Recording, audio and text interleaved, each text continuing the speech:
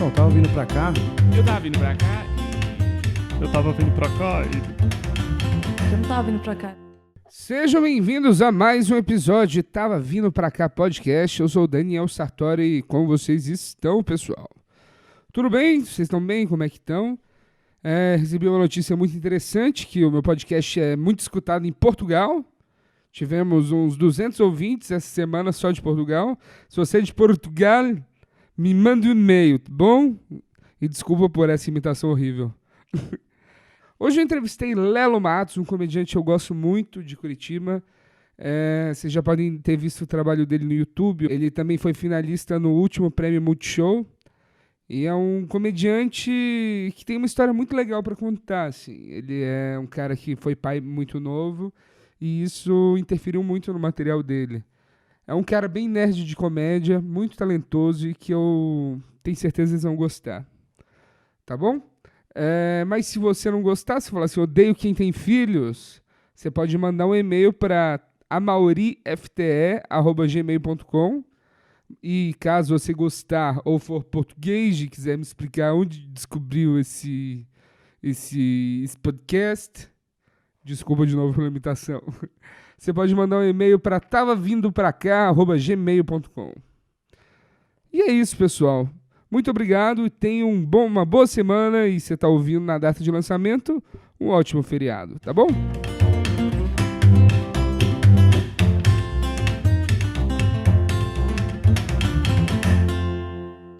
E aí, Lelo, você tá em São Paulo, shows no Comedians, como que foi essa vinda para São Paulo?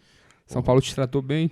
Sim, muito bem. É sempre uma beleza vir aqui, cara. É sempre maravilhoso. Shows incríveis. Eu tive a oportunidade de ver o Vitor Amar ao vivo, que eu não tinha visto ainda. Puta, mágico da comédia. E quem mais? Eu conheci o Clube da Minhoca também, o Clube do Minhoca, que eu não conhecia. Que lugar maravilhoso, cara. Patrick, se estiver ouvindo isso aí, chama nós. E, cara, você tá fazendo comédia há quanto tempo já? Esse mês vai fazer 9 anos, não sei a data exata. Tem que ver no vídeo do meu primeiro open mic ever, que tá em privado. Tá no YouTube? Tá em privado? Tá lá privado, tem a data certinho. Cara, eu não tenho vídeo do meu primeiro. Foi muito no susto, me chamaram fora da ordem, assim, nem consegui filmar nem gravar áudio. Mas são as mesmas piadas. Não, tô brincando. E você tinha quantos anos quando você começou a fazer? Comecei com 19 anos. Você já era professor? Não exatamente, mas já tava dando aula. Tava começando a dar aula, assim. Eu comecei dando aula particular, na real. Então, eu acho que nessa época eu nunca tinha entrado em sala, realmente, assim, pra uma galera de alunos. Mas já tinha começado a ajudar a galera a buscar conhecimento, né, cara? E o que te levou à comédia, Lelo Matos? Cara, eu nunca tive esse sonho, assim, de ser comediante, nada do tipo. Não consumo comédia desde criança, mas eu acho que eu era uma criança engraçada, assim, tá ligado? Porque eu gostava de rir, de fazer os outros rirem, mas nada que fosse muito expressivo. Só que quando eu entrei na faculdade, que foi em 2008, aí eu era meio que o palhação da galera, assim. E teve um dia que a gente foi no Era Só O Que Faltava, lá em Curitiba, no finado e muito saudoso Era Só O Que Faltava. Que era um bar. Que foi meio que o primeiro bar de stand-up. Sim, se não me falha a memória, eu posso estar dando um fake news aqui. Só puxa esse microfone um pouquinho assim mais pra... Aqui. Isso. Eu não tenho muita habilidade com esse negócio de microfone. Eu posso estar dando fake news aqui, mas eu acho que o Danilo Gentili começou nesse bar. Acho que foi o primeiro, né? Não sei. O Pedro pode ter... Pedro, você tá ligado disso? Que o Danilo Gentili, o primeiro open dele foi no Era Só O Que Faltava. É real isso? Eu sei que ele fez um personagem uma vez no Era Só O Que Faltava. Ele fez um personagem. Era um cozinheiro alemão. Cozinheiro alemão. Não dá pra ouvir o Pedro, porque eu não coloquei o microfone pra ele, porque... Não era pra ele estar aqui realmente. Tá aqui só estorvando, né? Eu moro aqui. Mas então, eu sei que nos primórdios o Danilo teve lá. Era um bar bem significativo, assim, pra comédia como um todo no Brasil. Quando eu fui pra Curitiba, Jefferson Todor. Todor? Jefferson Todor. Acho Todor. que é Todor mesmo. A Todor. gente sempre chama de Todor. Ele tava me falando como que era o show na época, que tipo, era 300 pessoas Sim. dentro e telão pra mais 300, Era uma loucura maravilhoso, assim. Né? Era maravilhoso, cara. E daí a gente foi assistir um show lá, do Fábio Silvestre, que pra mim é um dos maiores nomes não só da comédia, né, mas da arte em geral nesse país. E a gente foi lá assistir, daí ele falou no final que eles tinham, a gente tem um espaço aqui, tem um show de calor, não sei o quê, quem quiser, manda um e-mail, pá. E daí meus amigos ficaram falando pra eu fazer, vai lá. E na época, eu tava com outros amigos de outro, sem ser da faculdade, pensando e tentando trabalhar em fazer um grupo de improviso. Porque a gente via improvável, não teve nenhum estudo por trás, realmente. A gente via improvável, achava legal, pensava que podia fazer também, ninguém estudou teatro nem porra nenhuma, é a velha presunção que só a juventude te dá. E daí, só que eles estavam com medo de fazer, né? E eu tava muito afim, daí eu falei, cara, eu vou lá e vou mostrar a cara e tentar tirar o medo de todo mundo ao mesmo tempo. E daí fui lá fazer o open mic na semana seguinte já, eu acho. Era pra fazer 3 minutos, eu fiz 8. Não recomendado, viu? Nem um pouco recomendado. Não tinha, cara, o meu começo nesse ponto era foda, cara, porque eu não tinha nenhuma noção de tempo, assim. E você falava sobre o que no início? Cara, Como foram as primeiras piadas? Só aquelas babaquices de moleque, tá ligado? Negócio de, punheta, e provavelmente só isso. Devia ser 8 minutos de punheta. Que era o que eu tinha, né, cara? Eu tinha a experiência de vida que eu tinha. Era falar de punheta e desenho animado, tá ligado? Tinha muito o que falar de morar com os pais, de ouvir os pais transando, tá ligado? Umas paradas assim. Os problemas de jovens. Que nem toca, nem chega perto do que eu faço hoje. Mas era só isso. Só bosta, né, cara? Nossa senhora. E uma coisa que a gente tava falando antes, que era que Curitiba é um celeiro de comédia bem legal, né? Sim, acho que até Que hoje. tem muitos burros como Pedro Leite. Desculpa, Pedro. Tá me olhando com cara de A gente pode passar assassino. aqui 40 minutos só ofendendo o Pedro. É ótimo. Pra ele sentir o outro lado. Cuidado, hein? É direcional, não dá pra ouvir você, cara. E você tava falando da diferença de, tipo, antes de ter o comedy e depois de ter o comedy. Ah, sim. Isso Como fez que foi bastante esse diferença. início e como que o comedy interferiu no desenvolvimento e crescimento da cena da comédia? Pra mim, foi como se marcasse aqui a comédia, aqui a galera faz comédia, sabe? Porque antes a gente tinha a galera que sabia do Era Só O Que Faltava, que sabia do Santa Marta e tal, mas era uma galera que era consumidora de comédia muito específica, não era tão geral, sabe? Lá em Curitiba agora, com Curitiba Comedy, a pessoa passa de carro na frente e vê aquilo e vê que há um espaço para isso, entende? E isso para quem tem interesse em fazer comédia, né? Tem interesse para começar. Na minha opinião, Curitiba no momento é o melhor lugar para você ser open mic. Porque tem bastante oportunidade, sabe? A galera dá chance de bobeira, assim, sabe? Qualquer show, se chegar e conversar, você consegue. Lá eles têm os festivais de open mic no Curitiba Comedy, campeonato, essas paradas, sabe? Então lá é muito comum, e umas galera avulsa de outros lugares, assim, Você colar tá lá. ligado que isso pode gerar um grande êxodo de comediante de São Paulo pra Curitiba, né? Você tá preparado pra isso? Não, eu acho que é que assim, pra comportar todo mundo, porque é bastante gente, tem aquele bom e velho rodízio, né? E eu tô comparando também com quando eu comecei, Pedro começou, que era aquele negócio de mandar texto, tá? Mandar texto pro Marcos N, ver, sabe? Ver se tava bom ou não. E daí ele dava uma moral lá e deixava a gente fazer 3 minutos.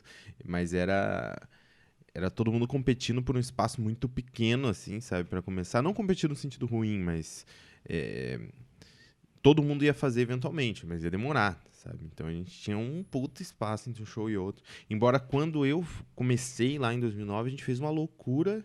A gente juntou 8 malucos.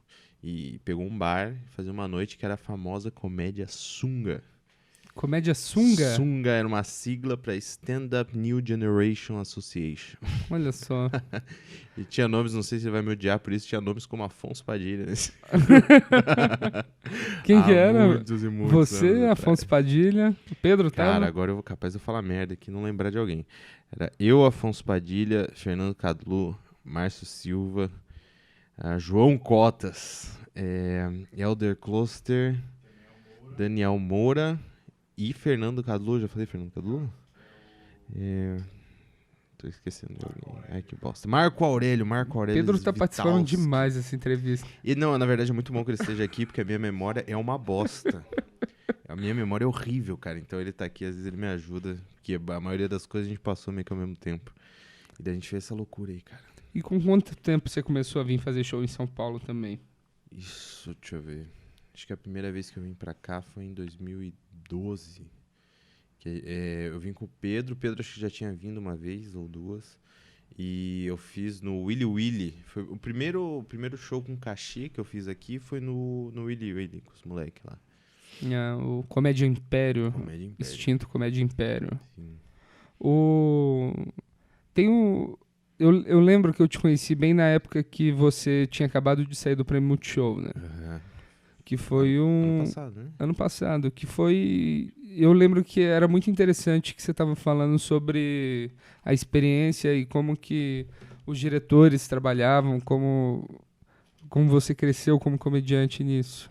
Lá no prêmio, em termos de performance? De você tá dizendo? performance. Sim. Puta, cara. A Larissa Câmara com o Ulisses, o João... A gente tinha... Eu acho que agora que acabou o programa não tem problema falar isso. A gente tinha que apresentar pra eles antes de levar pra gravação, né? E a Larissa dirigiu muito bem, cara, nesse ponto. Não, todos eles, né? Mas a Larissa, pra mim, pegou mais por ela ser do stand-up. E lá no prêmio não é exclusivo stand-up, né? Então, ter ela nesse time, né? E o Ulisses também, mas o Ulisses era roteirista. Então, ele ia lá mais pra... De vez em quando, ele não estava lá sempre, né, nesse momento. Via coisas brilhantes, né, como, por exemplo, eu fiz a piada lá dos Pastores da Universal. Gravamos, assim, inclusive. Aí o Ulisses lançou. Ninguém pensou que pode dar merda.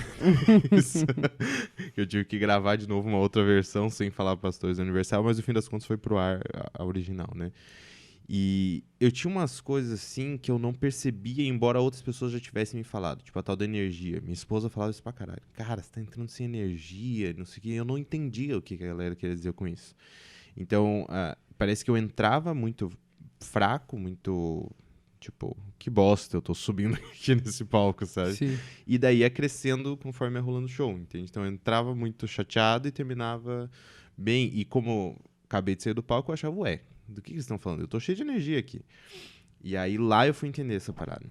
Sabe? O que eles estavam querendo dizer. Um dos diretores lá usou o termo prontidão, eu acho. Alguma coisa assim. E aí me deu um clique. Agora eu entendi do que vocês estão falando. É como se eu entrasse com a cabeça dividida, sabe? Eu não tivesse 100% no palco quando eu entro. Sim. E daí isso fez muita diferença pra mim. Talvez até mais presença do que energia, né? De, tipo, tá presente no... Eu acho que eles não estavam querendo dizer energia de entrar que nem o Ceará, Entrar sabe? gritando, né? Tipo, não que eu tivesse que ter mais energia pra poder fazer stand-up. É a minha energia mesmo. É isso que eles estavam querendo dizer.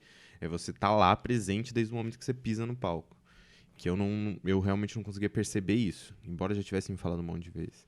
E daí lá isso foi bem, bem marcante pra mim, assim. Porque fez muita diferença na minha performance, fez muita diferença na minha segurança. Então, pra mim, o que eu levei de melhor lá foi esse estudo, né, do negócio em termos de performance, em termos de escrita também.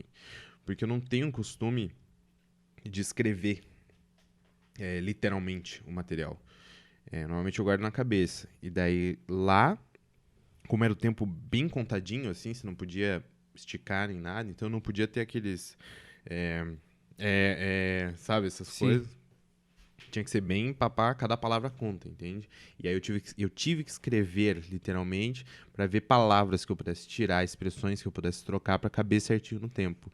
Isso faz uma puta diferença. Dá um trabalho do caralho, mas faz muita, muita diferença. edição, né, do material e de... Que a gente acaba sem perceber, a gente acaba deixando uma gordura muito grande no texto, né? A gente estava comentando agora no imaginário, assim, de fritada e do FDP do Danilo. Como que se interfere, ainda mais quando o tempo é contado. Mas no Prêmio Multishow, eu não entendia direito como funcionava, assim, tipo, eu até fiz teste lá uma vez, bem no meu primeiro ano, assim, mas vocês ficaram meio que reclusos todo mundo junto. Ficamos no, tipo, Big Brother, assim, que até o Nabote, cara, Estevão Nabote foi um dos caras mais incríveis conhecidos nesse lugar. Ele agia como se fosse Big Brother mesmo, tá ligado? E daí ele ganhou, e aí ele tipo, combinou com a galera, assim, que se ele ganhasse, ele ia entrar com aquela música. E aí, depois que voltou todo mundo pra casa, ele pediu pra soltar a música do tema de abertura do Big Brother e entrou todo comemorando, assim, cara. Mas a gente ficou lá 15 dias, não era recluso a ponto de ficar alheio da sociedade, sabe? A gente ficou numa casa lá e daí se quisesse sair pra comprar alguma coisa e tal, contanto que você voltasse, né? Que você não saísse, fumar drogas, nunca mais aparecesse, você tinha que voltar e tal. Mas ali também a proposta que eu entendi era porque era uma galera muito diferente, né? E botar todo mundo pra conviver mesmo. E isso é muito interessante. Eu tá conversando com um cara, tipo Marmita, que faz no Ceará lá e começou fazendo na praia, saca? Tinha as mesas. Cara, isso eu fiquei impressionado. Como que era isso cara. na praia? Que ele contou que era uma parada assim, quando ele começou, né? Uma forma de começar lá no Nordeste, umas paradas que pra mim é muito incrível, assim. Tem uns restaurantes na beira do mar, né? E cadeiras pela areia mesmo. E eles iam lá, iam chamando a atenção da galera, começavam a apresentar. E depois passava o chapéu, assim. E eu ficava, caralho, velho, se eu tentar fazer isso em Curitiba, sei lá, na 15, a guarda municipal me arrebenta. Não faz sentido isso, entende? Isso é uma perturbação da paz pública, saca? E lá, super normal, assim. E daí conversava com um cara desse, um outro que era super ator, sabe? E daí tinha outra pessoa que fazia stand-up, mas num estilo completamente diferente. E daí você juntar todo mundo, assim. E como não teve nenhuma rixa, não teve nenhuma babaquice, sabe? Todo mundo se ajudou bastante. Isso também foi uma puta experiência, cara. Você não quer falar mal de ninguém no programa de hoje? Não, então. não foi. Não, podemos falar mal. Pedro Lemos. Um babaca. Eles estão reclamando de mim alguns e-mails que eu concordo com todo mundo nas entrevistas. Eu tô tentando mudar isso. Não, então eu vou lançar alguma polêmica em breve. Só pra você falar, eu discordo, Lela. E como que você acha que o seu estilo de humor foi evoluindo, sabe? Tipo, você começou com... Você é um cara que teve filha muito cedo, né? Você teve filha com que idade? Sim. Eu tô com 28, eu tenho uma filha de 6 e uma filha de 3 anos de idade. Não me peça matemática essa hora. Então eu imagino. Só pra colocar, só pra explicar pra vocês também, são agora... Quantas horas são, Pedro? Que horas são? 4h40 da manhã, estamos gravando. Então, toda vez que você fala assim, por que o Daniel não colocou o podcast no ar? É porque minha vida é difícil. Por que ele concorda tanto? Que ele tá morrendo de sono. Que eu tô morrendo bem, cara, se concorda, acaba mais rápido. Mas aí, a sua filha nasceu, você tem 28, ela tem 6, então 28 menos 6, 22, menos 9 meses. 21 anos você descobriu que ia ser pai. Não, mais ou menos. Quando eu comecei a namorar minha esposa, na época, né, não era minha esposa, ela já tinha uma filha, que é a minha filha mais velha, que é a Gabi. E pouco tempo depois, porque a gente é bastante responsável, aí ela engravidou, a gente engravidou, da mais nova agora. Então, ela nasceu em 2014, em dezembro de 2014. Então foi lá no comecinho de 2014 que eu tive essa epifania. Caralho, eu vou ser pai.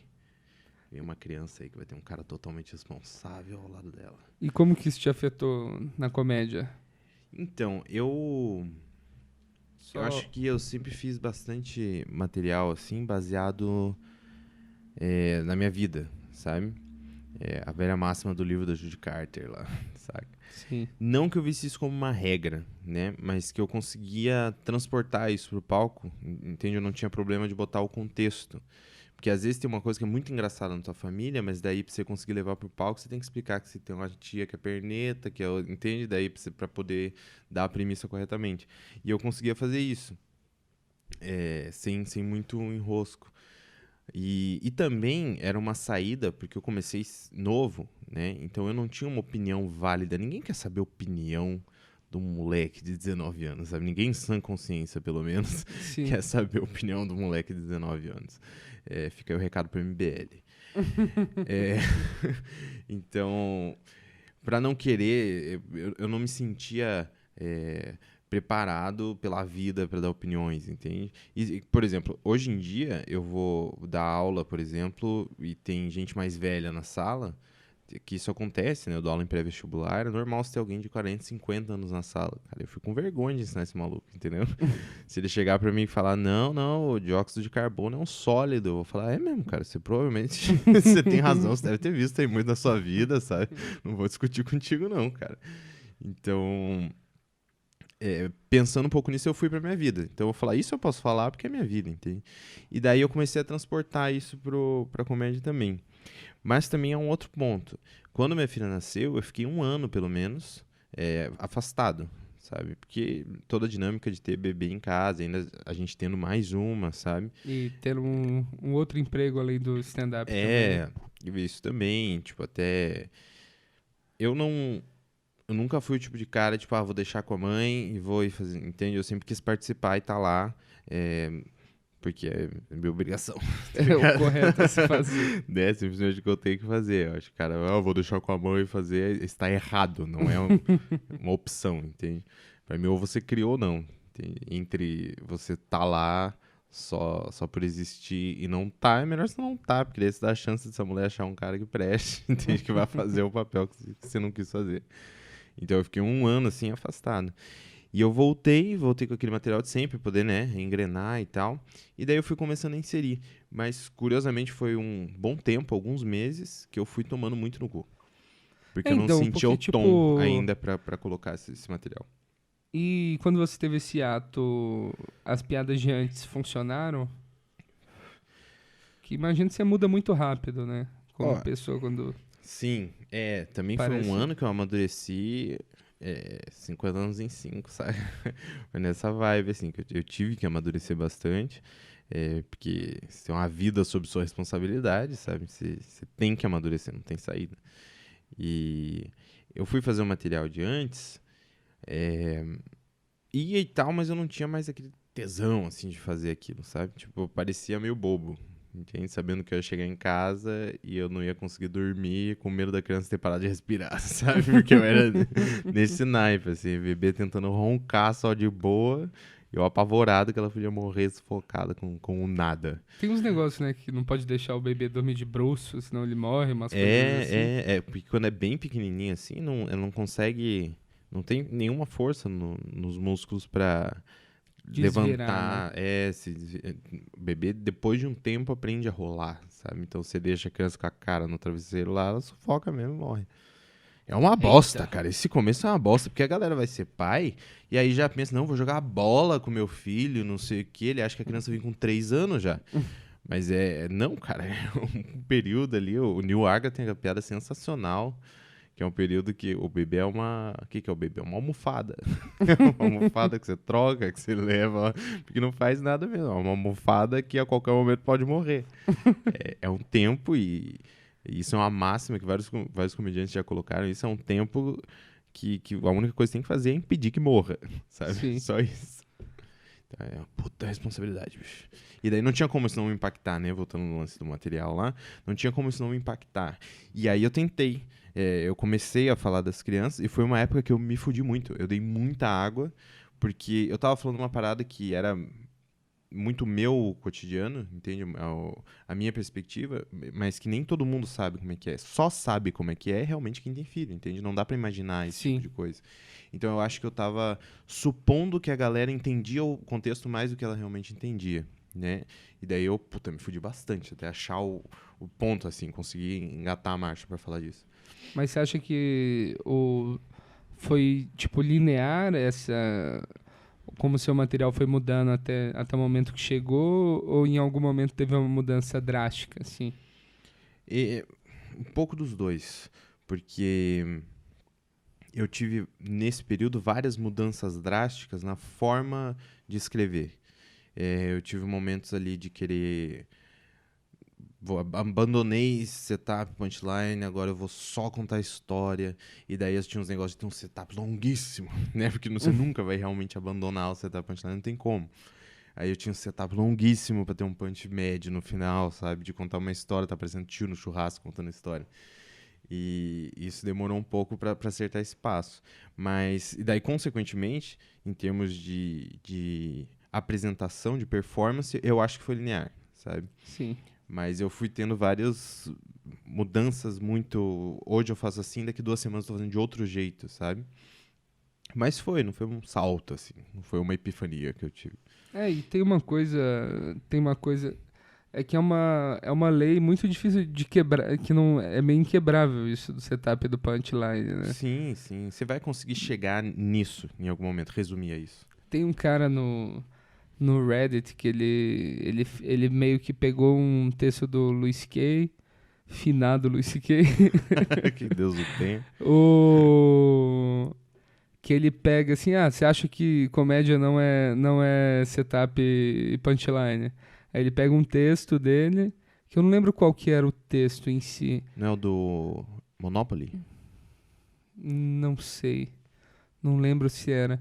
Mas eu visitei isso muitas vezes, porque ele vai quebrando frase por frase nos segundos do vídeo, e ele vai mostrando como que tá bem estruturado aquilo, né? Que ele estrutura de um jeito que fica meio... Ele esconde esses traços, mas... Sim. Então eles estão como camuflados ali, né? Mas eles existem, Sim. né? Então a piada precisa sempre existir. Eu não consigo contar história. É. Eu tenho umas histórias cabeludas, assim, que seriam ótimas, mas eu não consigo pensar em como deixar ela interessante do início ao fim. Isso é um negócio que eu acho muito foda. Eu acho que isso tem muito... Tem gente que consegue fazer isso na entrega, sabe? Que às vezes nem tem punch, mas a entrega é tão linda. Tipo o Cambota, por exemplo. Cara, o Cambota é um cara que você pode sentar e ouvir horas ele contar a história, entende? É um cara que domina muito isso.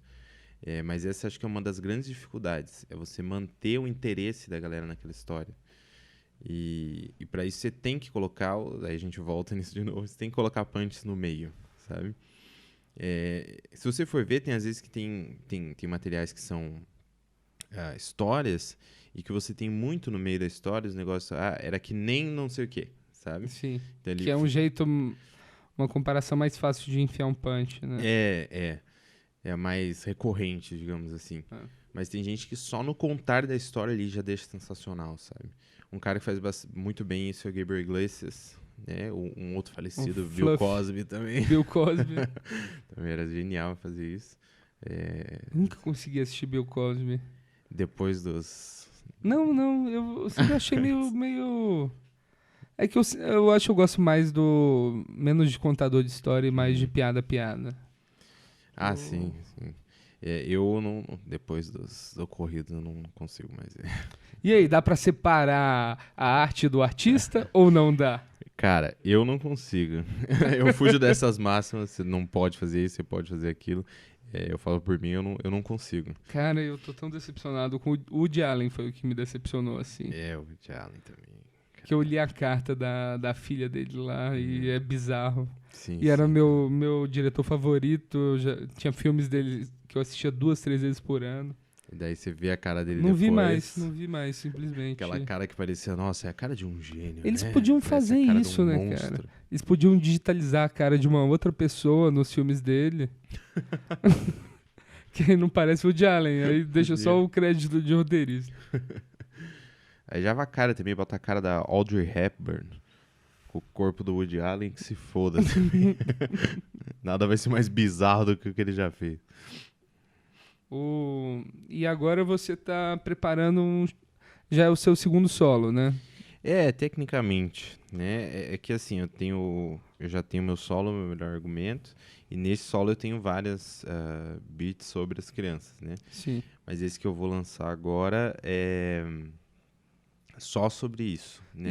E a gente tava falando ontem sobre como que você reparou que as pessoas falavam com você Uhum, sobre essas piadas, mesmo o show tendo sido alto, uhum. num todo, era o que marcava. Como que foi isso? Esse retorno também foi uma das coisas que fez eu decidir fazer esse solo temático, por assim dizer.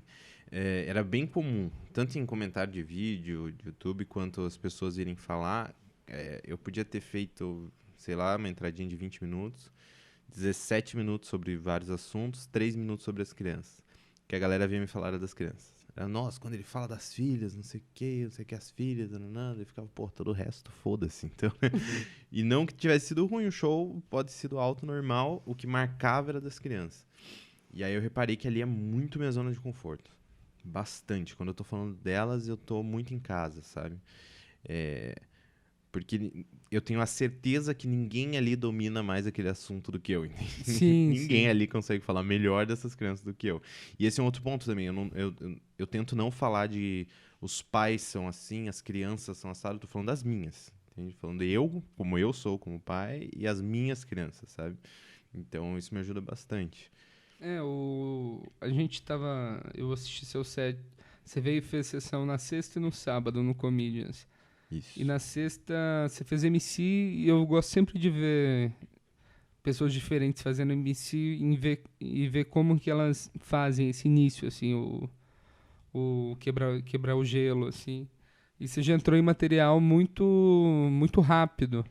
E eu achei isso interessante, que é um jeito mais difícil até de fazer, porque você sabe que você vai tomar no cu nas primeiras piadas e aguentar esse tiro, que eu ainda sinto um pouco eu ainda sinto um pouco tiro quando eu conto a primeira piada, ela não funciona, e isso já interfere meu set inteiro.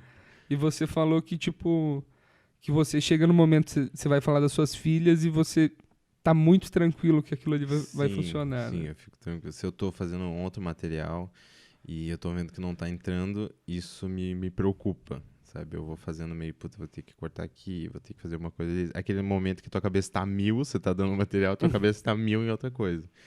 Mas quando eu tô falando das crianças, por mais que seja no começo, por exemplo, qualquer situação que não esteja entrando, alguma coisa do tipo, eu tô muito tranquilo. Eu sei que alguma hora vai entrar. Porque eu tô falando uma coisa que é muito, entende, dentro do que eu sei, o que eu mais domino ali.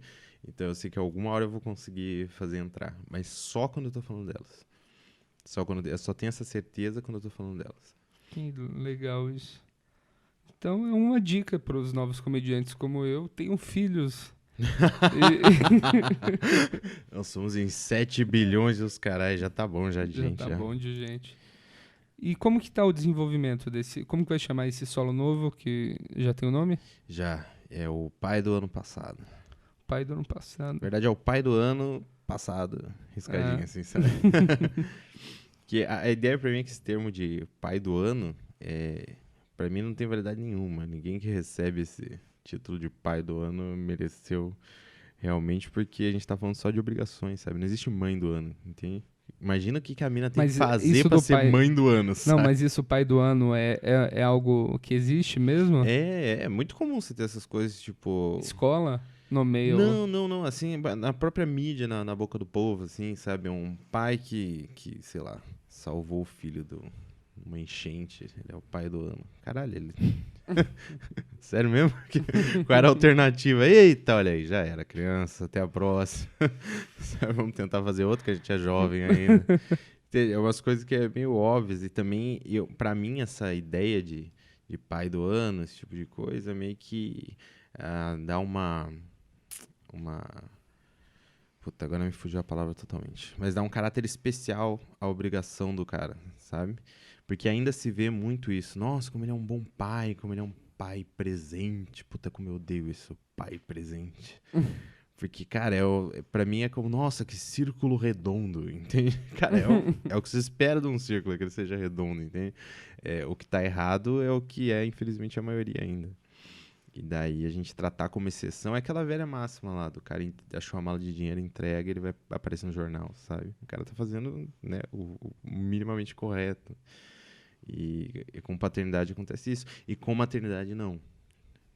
Com maternidade, o que acontece é se a mãe errar, caem matando nessa mãe, entende?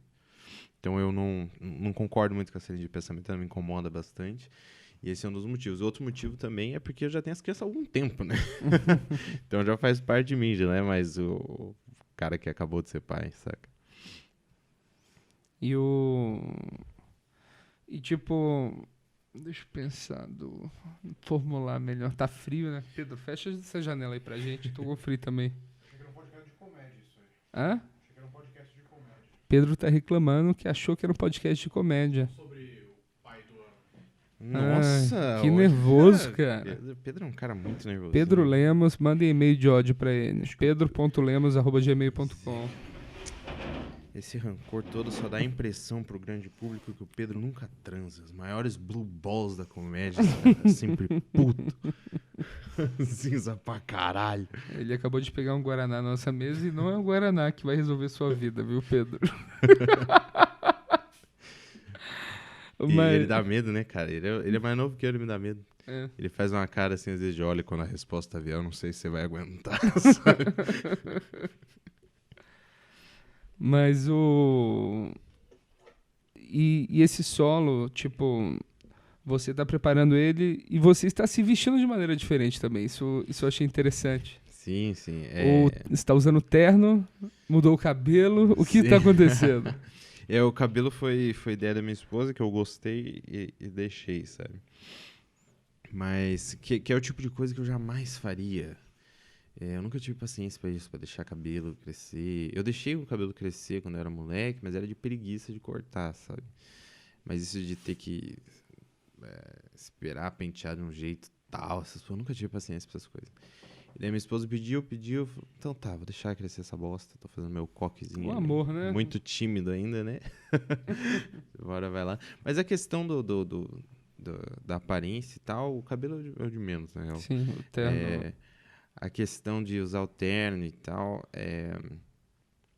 Puta, eu não vou saber te dizer agora de onde realmente eu tirei isso.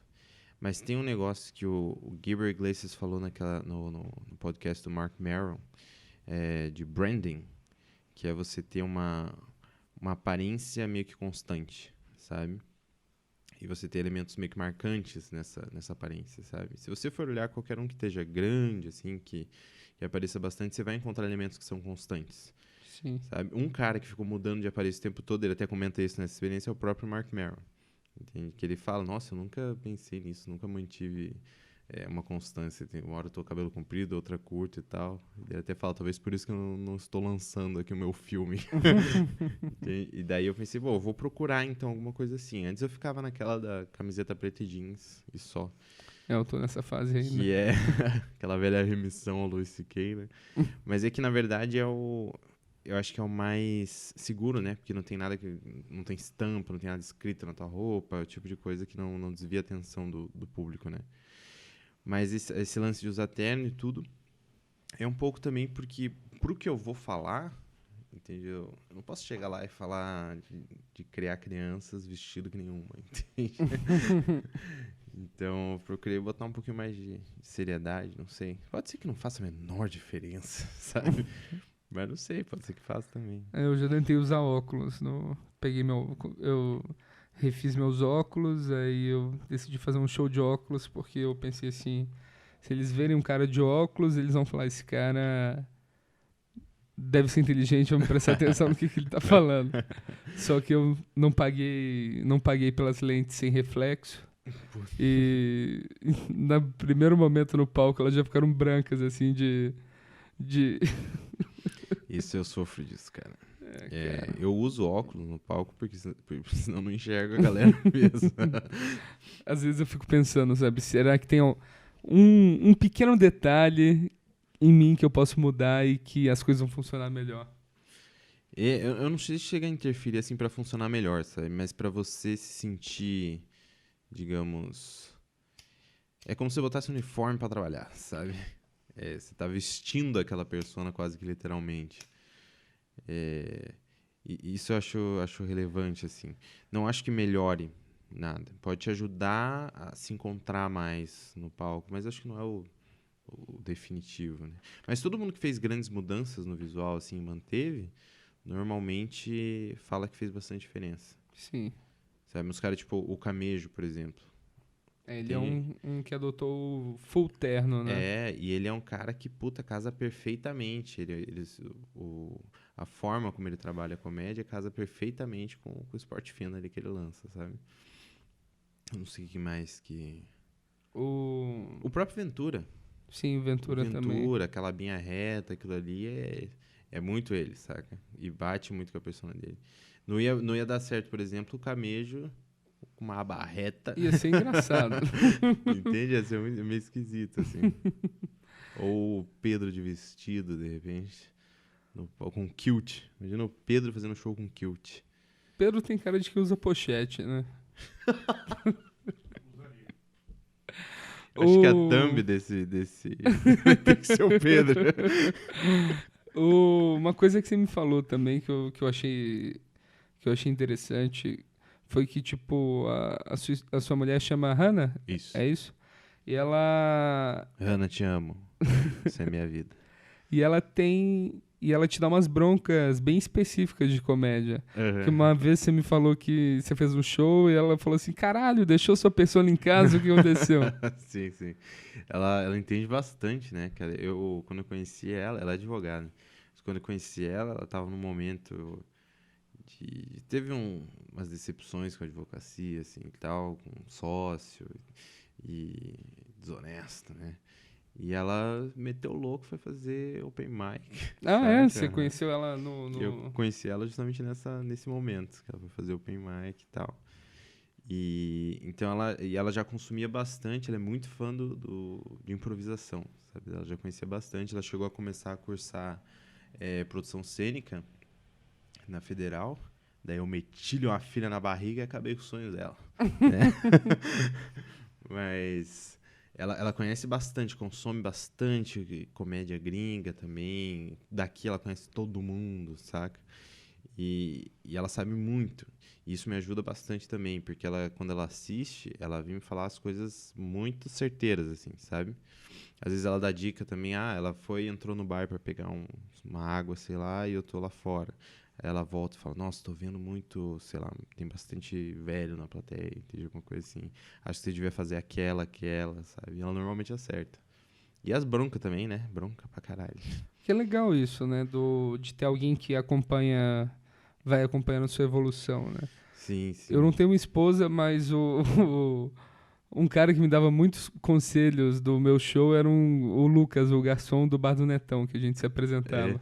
Porra, casa com ele, cara. Vai Às te vezes, ajudar pra caralho. cara, às vezes ele dava uns conselhos muito bons, assim, ele via meu show toda semana, né? Cara, eu confio muito em garçom de comedy club, de onde tem show de comédia, cara, porque esses caras estão vendo comédia toda hora. Então, talvez são as pessoas que têm mais contato com comédia, né? Sim, com certeza. Cara, você perguntar, e o garçom do comedy club, se você perguntar pra ele, e aí, como é que foi o show e tal, e for ruim, ele tá meio cagando, tá ligado? Né, dessa vez foi meio embaçado, saca? Então é uma excelente fonte de feedback. A gente tava falando hoje também sobre toda essa leva de tweets racistas, piadas racistas e responsabilidade de comediantes. Sim. Eu achei muito legal o que você falou, da audiência que o comediante tem versus a responsabilidade que ele tem, né? Uhum. É que eu acho que qualquer forma de alimentação dos dois extremos, que quando chega nessa discussão, entra na velha polaridade que a gente já está há algum tempo aqui, né? Ele tá proibido de falar isso, sabe? Ele não pode falar isso. Ele falar isso é crime, entende? Ele fazer essa piada é crime. Ele não pode. Mas foi só uma piada, saca? Esse argumento do foi só uma piada, eu não consigo ver credibilidade nele, porque pra mim, quando você fala isso, foi só uma piada, o que você tá querendo dizer de verdade foi apenas uma piada e, portanto, você não deveria se ofender. Se você se ofender, o problema é seu, sabe? E aí eu acho que é onde caga, sabe? Porque você não é responsável pelo sentimento dos outros, mas você é responsável pelo que você causa nas pessoas, sabe? Então, eu acho que você dizer é só uma piada no sentido de você tá errado por ter se ofendido, eu acho que isso tá errado, saca? Eu acho, é a forma como eu vejo, entende? Eu também não Sim. gosto do... acho muito ruim cagar a regra. Acho que cada um faz a sua forma. Tanto que eu vejo uma forma bem simples. Eu acho que o comediante pode falar absolutamente tudo que ele quiser, saca? Tudo. A comédia, ela tem que ter esse viés, sabe? Porque se você começa a podar muito, daí você vira todo mundo fazendo comédia de TV aberta, saca? E aí, cara, a galera não vai consumir, entende? Ninguém quer consumir um negócio que ele pode ver na TV de graça, lá, com um cara vestido de Carmen Miranda, sei lá o quê. Então eu acho que a comédia tem que ser... Você pode falar do que você quiser, nenhum assunto é proibido. Mas se dá uma merda, cara, eu acho que você tem que assumir a bronca, entende? Eu não acho que você tem que pedir desculpa, eu acho terrível o cara que vai pedir desculpa não sentindo que tem que pedir desculpa, Sim. entende? Isso eu acho uma traição de si mesmo, entende? Mas você tem que, ou, sei lá, se posicionar e falar, mas é isso que eu faço, entende? Porque é que a galera também tem que entender que em vez de... E aí, falando do público, em vez de querer proibir o cara de falar aquilo, só não consuma. Porque nenhum comediante, se perder público com isso, sabe? Se o cara vê que ninguém tá consumindo mais ele e tal, ele não vai ficar batendo na mesma tecla. A gente não é suicida, saca? Não, eu vou fazer essas piadas mesmo que se foda. Tem uma pessoa no bar há 6 meses. Cara, ele não vai manter, ele vai fazer alguma coisa, porque é o trabalho dele, entende? Sim. Então, esse negócio de querer censurar, e aí é um termo, pra mim é uma questão de censura mesmo, eu acho que não é o caminho, sabe? E isso só fomenta ficar nesse embate que pra mim não dá em nada, entende? Você não pode falar isso, mas foi só uma piada, fica nisso pra sempre. O que me incomoda, tipo, por exemplo, no exemplo do Cossiello, que ele fez o tweet lá do... Como que chama o jogador? Mbappé. Que ele tava... O que me irrita é, tipo, ele falar que ele tava falando da velocidade. E pedir desculpas, mas ele ainda fala que ele tava falando da velocidade. Quando, cara, talvez não tenha sido sobre isso, sabe? Sim. Isso me incomoda mais do que qualquer coisa, cara. É que também tem uma outra coisa que eu acredito também, é que é muito, muito difícil de um comediante fazer uma piada que causa repercussão por ser ofensiva sem saber disso. Eu acho muito difícil, beirando o impossível. Quando você faz uma piada e a galera fala que é preconceituosa, que é pesada, sei lá o que, você sabe disso, entende? E eu acredito que realmente Cossiello, nesse exemplo, ele não é comediante, então ele realmente pode não ter sabido que ia dar isso, entende? Mas a necessidade de justificar também já mostra que eu não sei se é a vibe do cara agora, entende? De fazer piada mais agressiva, assim, entende? Digamos, menos popular, né? Mas eu achei que ele quis ir lá pedir desculpa. Eu nunca vou saber a motivação realmente, porque eu não conheço o cara, sabe? Mas se ele realmente não viu e quis pedir desculpa, daí eu acho válido. Eu acho que vai lá e pede desculpa mesmo, tudo bem, se você acha que é esse o caso. Se você não acha, né, Júlio Cossiello, eu sei que você está ouvindo isso. Se você não acha que deveria pedir desculpa, aí você tá vacilando. Aí eu acho muito cagado. Eu fico muito em dúvida sobre esses assuntos, sabe? Que eu vejo uns caras, tipo... O Anthony Jeselnik, que ele postou no Twitter dele, que, tipo, ele fez umas críticas a um cara da direita lá. Aí o cara da direita pegou, tipo, um monte de tweet antigo do Jeselnik. Eu vi. E o Jeselnik postou, compartilhou, ele falou assim, procurar por piadas antigas ofensivas no meu Twitter é tipo procurar uma agulha no dia da agulha numa loja de agulhas. Pois é, cara. Mas essa é a vibe dele. Anthony Jeselnik é um exemplo, inclusive, que a galera usa muito pra falar... mas o Anthony Jeselnik fala disso, fala daquilo outro. Mas é que o estilo dele não é o ponto, não é o tópico. Né? Pelo menos pra mim. Eu acredito que o estilo dele é que é tão absurdo, sabe? Que fica muito engraçado. É pra essa vibe que ele vai. E ele usa muito o comic twist, né? Sim. Ele ir pra um lado e virar pra outro completamente diferente. E normalmente muito pesado. Então ele pega as duas surpresas de uma vez só. Mas não é... Ele não tá falando... E isso é uma grande diferença também. Ele não tá falando que preto é preto, tá ligado? Ele tá falando uma forma muito louca, assim, e muito bem trabalhada. Porque, pra mim, é meio preguiçoso, né? Você ficar no preto, na mulher não sabe fazer isso, a mulher não sabe fazer aquilo. Eu acho meio preguiçoso, porque o que você tá fazendo realmente é jogar um anzol certeiro num Pesque e pague. É um PSPA que você vai com rede, então um babaca. É tipo, você tá pegando uma coisa que a pessoa já pensa, entende? E tá trazendo à tona, sabe? É aquele negócio de você falar que as máximas, corintiano ladrão, Palmeiras não tem mundial, sabe? O São Paulino como eles falam? Gay. Não, tem uma palavra. Esqueci. Mas Bambi, enfim, né? Bambi. Bambi, essas porra. Cara, esse é o tipo de coisa que você vai ver na internet, que teu tio vai falar, sabe? Você tá cobrando um ingresso, mano. Se a tua piada é baseada nisso, que trabalho que você tá tendo realmente? Entende? Daí que moral eu vou ter quando me falarem que comédia não é trabalho? Saca? Então, se você trabalha a tua piada dificilmente vai ser baseada nisso. Então, e daí entra o ponto, pra que o cara vai brigar por causa de uma piada dessa? Sério mesmo? Você vai brigar por causa de uma piada que você dificilmente pensou mais que meio segundo pra fazer? Exatamente, tipo, eu me sinto muito na vontade de defender o que tá acontecendo. Defender a piada, defender o comediante. Só que nenhum dos casos que rola isso era uma piada boa, né?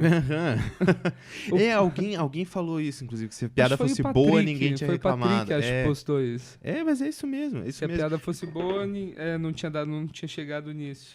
É porque também não é nem questão de não teriam reclamado, acho que dificilmente teria ofendido dessa forma. Exatamente. Sabe? Porque é uma piada boa, foi bem trabalhada e tal. Lógico que daí também tem um ponto, até por causa dessa polarização, o que a galera usa de argumento é os extremos, entende? Lógico que você vai ter a galera que vai berrar pra caralho, reclamar por causa do tema, porque ele falou a palavra câncer no meio da piada, entende? Lógico que vai ter, mas isso não é a maioria, saca? Você tem essas grandes repercussões aí, não é por causa de um grupo pequeno. Não existe uma grande repercussão com um grupo pequeno. Sim. Entende? Você tem porque deu ruim, cara. Deu ruim mesmo. Pegou mais o pesado do que o engraçado. Acontece. E eu tava tendo essa discussão com o Léo Ferreira também. Que a maioria das piadas que dão merda são piadas feitas no Twitter e são piadas feitas, tipo, que todo mundo que...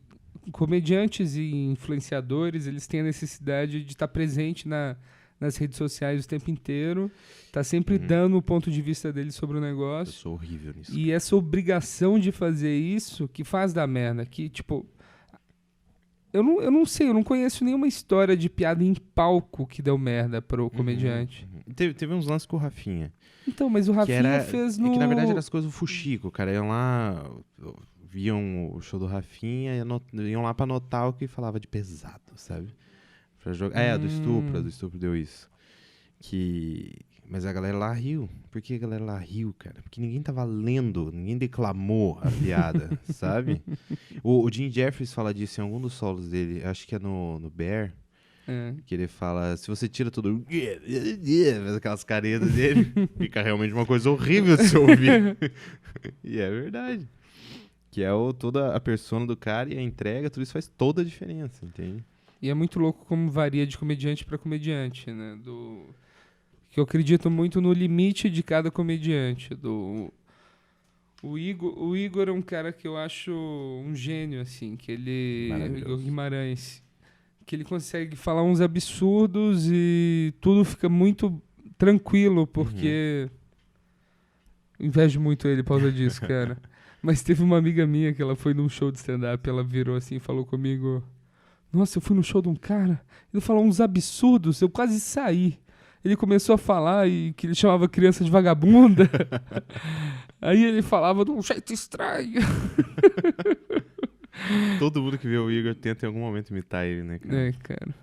Cara, inclusive eu nunca falei isso pro Igor. Aquela música do Indiana Jones. Bim, bim, bim, vem chegando na boate. Isso, cara, Vou pedir permissão pra ele pra colocar essa música no podcast. minha filha mais nova ama essa música, cara. Eu gosto muito dessa música também. Cara, o que a gente canta, e ela canta, ela tem 3 anos, cantando toda vez que eu chego na boate, eu chego muito louco, com muita vontade. Cara, esse foi um grande serviço que o Igor fez pra humanidade, foi essa música. Pô, muito bom, cara. E agora, Lelo, você tá preparando esse solo? Não fez ele ainda, né? Não, ele foi um apanhado das piadas que eu escrevi nesses últimos 4 anos, quase, porque lá, quando começou a gravidez e tal, eu já comecei a escrever sobre isso, e que eu vou organizar para ter uma linha cronológica, né? Que a ideia é começar desde da gravidez, da ideia de ser pai, até a prática do negócio, até o ponto que está hoje, né? E o desafio, a ideia para mim, digamos assim, era fazer uma coisa temática, realmente temática. Não vou esconder isso de ninguém, sabe? Vai ser, o tema é esse mesmo.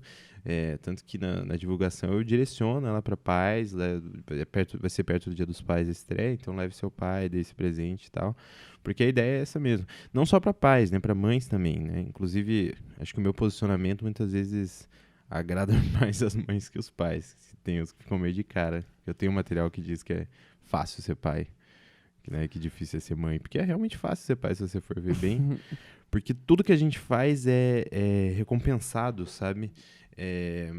Se um pai troca uma fralda muito bem, sabe? Olha que bosta isso, ele troca uma fralda bem.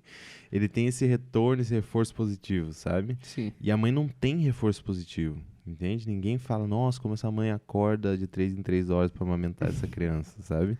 É tipo, nossa, tá cansada, né? Deve ser porque você acordou de 3 em 3 horas. E só, não tem um reforço realmente. Se o pai acordar no meio da noite pra atender, nossa, como ele é parceiro. Não, cara, ele fez também. Tem um paralelo com isso que eu ouvi essa frase. Eu nunca tinha pensado nessa profissão, assim, que o cara tava me falando que uma das piores profissões é, tipo, produtor de eventos. Porque, tipo, se o cara é ótimo no que ele fala, ninguém lembra dele.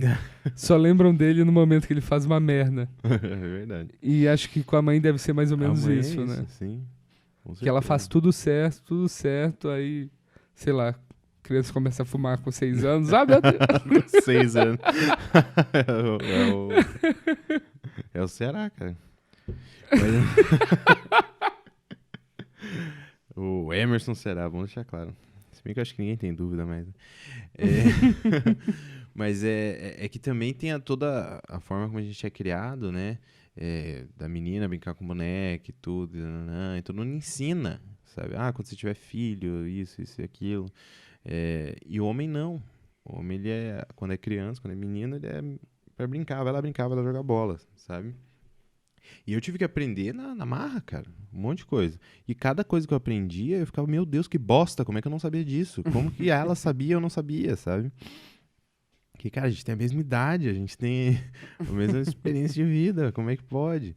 Coisas de cozinhar, de ver febre, sabe? Essas coisas que... Eu acredito que há um instinto da mãe e tudo, mas tem muita coisa que é só lógica mesmo, é só... Se alguém tivesse ensinado, eu saberia fazer, entende? E isso não é cobrado dos pais.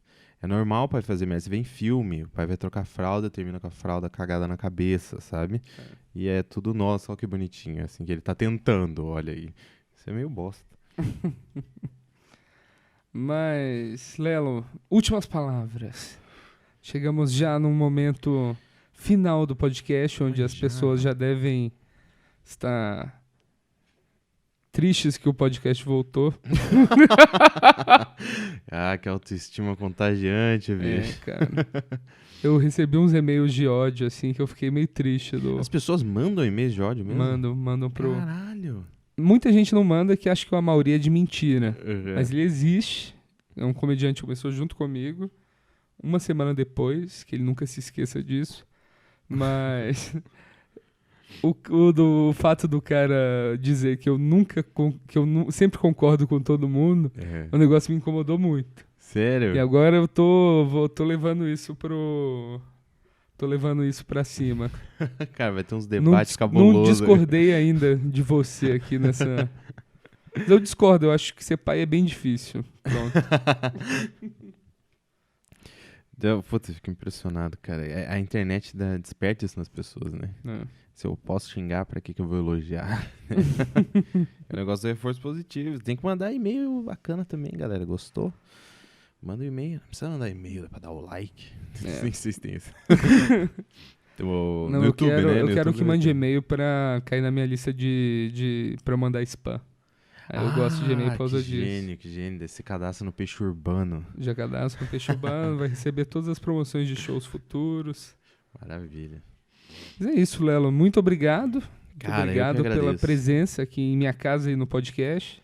Eu agradeço. Fico muito Ajudar a agradecido. cuidar do bebezão Pedro Lemos. Que tá sentado aqui, Tá quase dormindo ali. quase dormindo. Não pode deixar ele dormir de bruço, não, senão ele morre. Isso é uma possibilidade tão real. É... Dependendo do quanto ele bebeu, bicho. Redes sociais, quer divulgar alguma coisa? É tudo Lelo Matos, com 2 T's. Eu sou muito ruim em redes Qual o seu sociais. nome, Lelo? Cara. O nome é Marco Aurélio. Marco Aurélio. Eu Não é lembra- Marcelo, Eu galera. lembrava que tinha alguma coisa diferente assim. Tem muita gente que acha que é Marcelo, não sei porquê. É Lelo, Marcelo. A parece. história do apelido é uma bosta, na verdade, porque eu tenho um irmão mais velho, né? Uma diferença de 1 ano e 7 meses só. E daí ele não conseguia. Por algum motivo, minha família falava, não me chamava de Marco, chamava de Marco Aurélio. Se tem uma criança num carrinho que acabou de nascer, você não vai chamar de Marco Aurélio, mas era isso que minha família fazia. E daí ele não conseguia falar, ele falava Lelo. E daí ficou essa história. Ó. Como eu antecipei bem bosta. E é isso, redes sociais é Lelo Matos com 2 T's. Quem for de Curitiba, que estiver ouvindo esse podcast, também pode ir lá no meu solo no Curitiba Comedy Club. O pai do ano passado vai estrear dia 9 de agosto. Talvez esse podcast não tenha sido publicado ainda. Ah, então você perdeu. Perdeu. Só que eu espero que tenha Mas sido ele muito vai bom. fazer, mas ele vai fazer outros. Vou. Se bem que eu posso estar morto também, seja um podcast em memória de Eu posso Lelo ter Matos. morrido também, o podcast nunca foi pro ar. Ficar no limbo pode também. Mas eu vou deixar tudo com a Mauri, e se eu morrer, ele pode continuar o podcast. Enquanto vocês mandam e-mails de ódio pra ele. Não, ele vai me matar agora. Mas é isso, muito obrigado. E vocês, ouvintes, muito obrigado. E até semana que vem. Muito obrigado. Então, tava vindo pra cá, Eu tava vindo pra cá. Eu tava vindo pra cá e Eu não tava vindo pra cá.